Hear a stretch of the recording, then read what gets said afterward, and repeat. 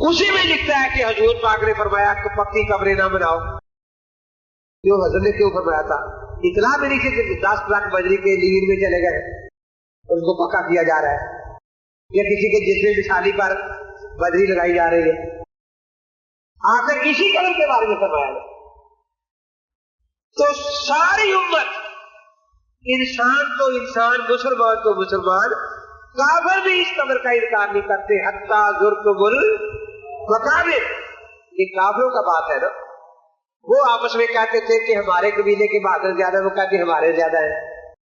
गिनती कर लो भाई, जब गिनती की तो अगर किसी के घट नहीं थे, लेकिन वो हार मानने को तैयार, कहता कब्रें गिन लो जाके। तो ये कब्रें गिनने गए थे, जिसमें निशानी गिनने गए थे। वो काफिर तो फिर भी इंसान है।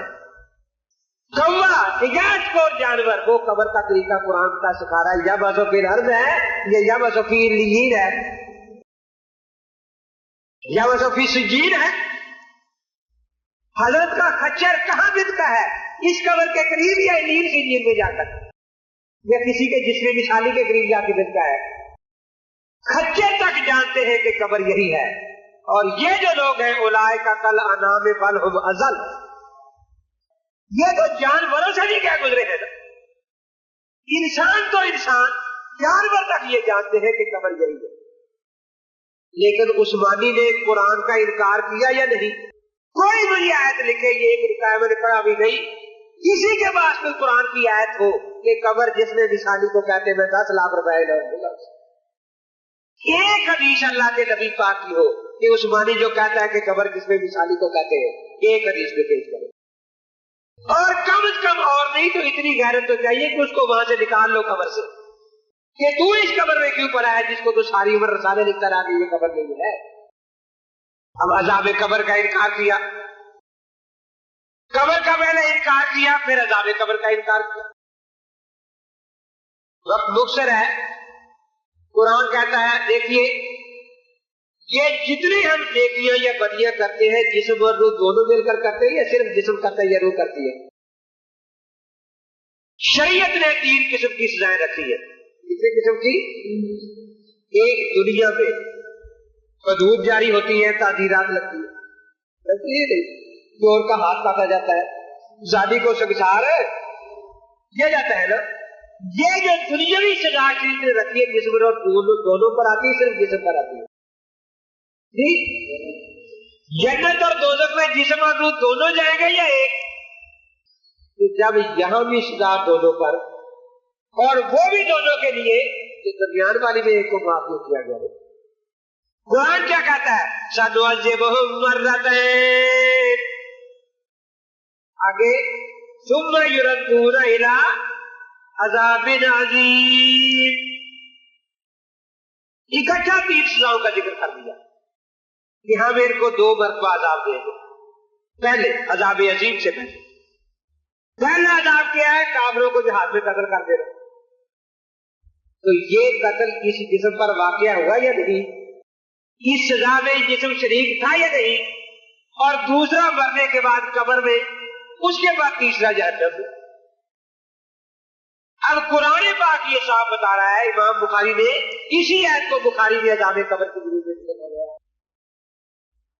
कि जब ये जिस्म जो है, ये दुनियावी सजा इसमें जिस्म शरीक है, क्योंकि उसे देखी गुनाह में ये शरीक जिना ये जिस्म करे, उस्मानी कहता है सजा इसको नहीं मिलेगी जिसमें विशाली को मिलेगी। वो पंजाबी कहते थे खान पीन टू बादरी जाते खान टू रेचक। गुनाह ये करे और सजा जिसमें वमा कुन्ना मुअज़्ज़िबीना हत्ता नबअसा रसूला, तो रसूलों ने आके इन जिस्मों को डराया या निछाली जिस्मों के साथ बात रसूल जाते थे? उनको तो डराई नहीं जाके, उनको सजा किस बात की? तो इसलिए कुरान ने कब्र के माने का इनकार किया, अज़ाब कब्र का इनकार किया, मौत के माने का इनकार किया। मौत का लफ्ज़ नहीं छोड़ा। तो सबको एक माना याद आता है जी, मौत क्या है? इबादत रूह जसद, जिस जिस्म से रूह निकल जाए, जिससे रूह। अब धोखा समझो क्या है? ये आधा माना बताते हैं मौत का, जिस्म का, रूह का जिस्म से निकलना। क्यों बताते हैं? تاکہ جتنی بتوں والی آیتیں ہیں وہ ساری نبیوں اور ولیوں پر جب پہنچ سکے. کہتے جی وہاں جو موت کا لفظ آیا ہے وہ وہاں تو جان آئی نہیں تھی, نکلی کہاں سے؟ تو موت نام ہے جان کے نکلنے کا, اس لیے یہ آیتیں بتوں کے لیے نہیں انسانوں کے لیے. حالانکہ یہاں بھی عثمانی نے قرآن کا انکار کیا. کیف تکفرون باللہ وکنتم امواتا, تم کیسے انکار کرتے ہو اللہ کا اور تم تھے بے جان. موت کا لفظ استعمال ہو گیا نا, اس موت جان نکلی تھی کہیں, آئی نہیں تھی جنے سے, جان آئی ہی نہیں تھی نا. تو جان کا نہ آنا بھی بہت قرآن نے بیان کیا ہے, اسی معنی بھی بتوں کو بردا کرا.